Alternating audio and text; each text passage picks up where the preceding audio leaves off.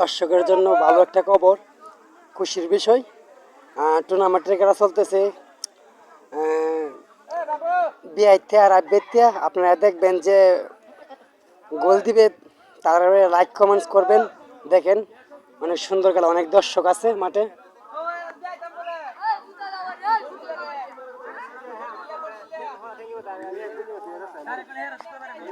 এই যে দেখেন অনেক মানুষ আজকে বিআইতে আর আব্বেতে কাশি দেওয়ার খেলা চলছে।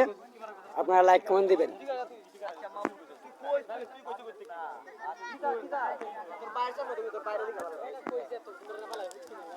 আমি যাইতেছি